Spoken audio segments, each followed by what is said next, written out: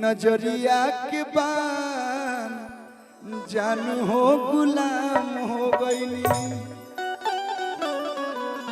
दिल से I love you. आप इतनी अच्छी हैं, आपके काम से मुझे प्यार है।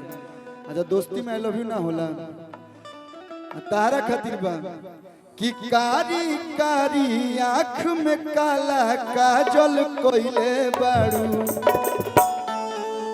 आप रहते तो हम टेंशन छोड़ देते कि हम क्या गाएंगे। हम इन लोग को देख के थोड़ा भावना में बह जाते हैं, तो इसके लाभ संभालिए कि कारी कारी आँख में काला काजल कोइले बारू। मुसुकिया मार के सोना मनवा पागल कोइले बारू। अरे नहीं नहीं, आप गलत फहमी में हैं। बहुत लोग इस गलत फहमी होते हैं कि मैं सोना जी के लिए गाता हूँ। मेरे हर गाने में सोना का नाम होता है। इसका मतलब ये नहीं कि मैं सोना जी हमारे जिले से हैं, लेकिन ये आपके लिए था कि कारी कारी आँख में काला काजल कोइले बारू। कि कारी कारी आँख में काला काजल कोइले बारू। हम मुसुकिया मार के सोना मनवा पागल कोइले बारू। मुसुकिया मार के पागल कोइले बारू। एक लाइन गाएंगे और इसके बाद आर्यन बाबू आओ। तुम आ जाओ, तुम आओ बाबू, आ जाओ आर्यन बाबू। न न न न न न न लागेलू। एक बार जोरदार ताली आर्यन बाबू के लिए बजा दीजिए। बहुत अच्छा, बहुत प्यारा बाबू है। इसके लिए बस एक ही बात कहना चाहूंगा कि जे बबुआ के साथ प्रोग्राम करके आवेला, चाहे जे मिलेला, तो लोग कहला कि आपका छोटा रूप हम देख के आ रहे हैं, तो हम समझ जाए ना कि एकरा से लोग मिलल बा। हमारो बारे ही खाली नीचे झूलल जात रहे। एक करो हो जाए।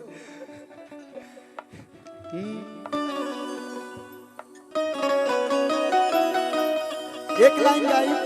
जब हीरोइन लोग रहे तो कुछ कुछ अच्छा गीत गावे का मन कर। ललकी टिकुलिया तो चान भइल बा। ए हो ललकी टिकुलिया तो चान भइल बा। भोजपुरी में जितना यूट्यूबर भाई लोग बाड़े, एहू लोग के माध्यम से जितना लोग भी उपस्थित बा, हमने की एक से बढ़ के गीत गाई ना जा। लेकिन का करो, लोग के पसंद हुए गाना आवता, ई कुल गाना दब जाता, लेकिन कोशिश रहेला कि प्रमोट कइल जाए। ललकी टिकुलिया तो चान भइल बा। छुरी तो हर नैना के बान भइल बा। अरे की केसिया में गजरा कमाल लागेला। अरे देखिए कि मन में तूफान भइल बा। किए रानी सचहु में कहतानी हम जियल हराम भइल बा। किए रानी सचहु में कहतानी हम जियल हराम भइल बा। ललकी टिकुलिया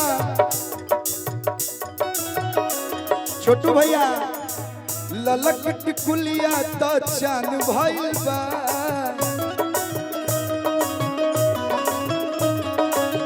छुरी तो हर नैना के बान भइल बा। केसिया में गजरा कमाल लागला।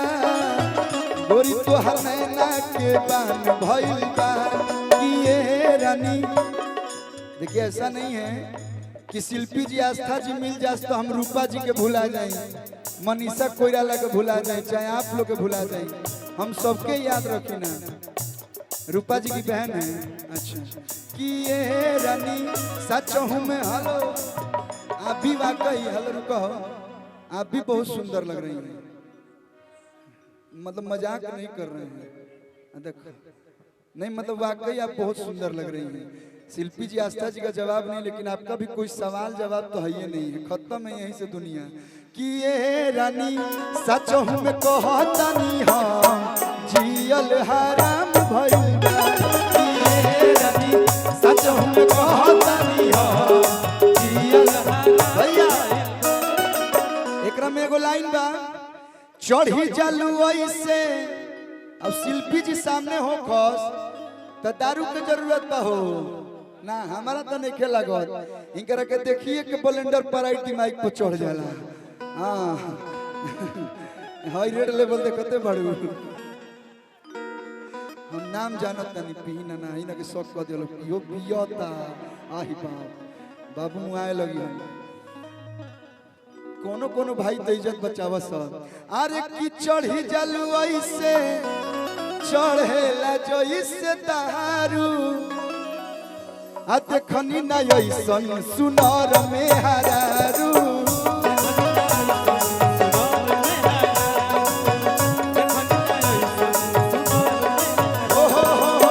चढ़ी जला ऐसे चढ़ेला जो इससे दारू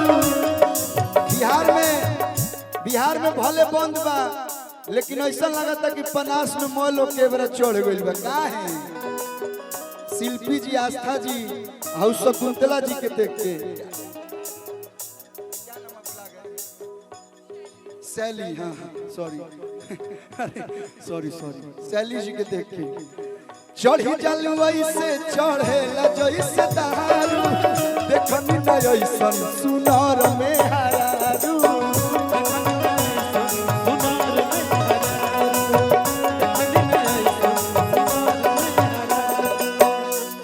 कि काचे कर जावा पवार करेलू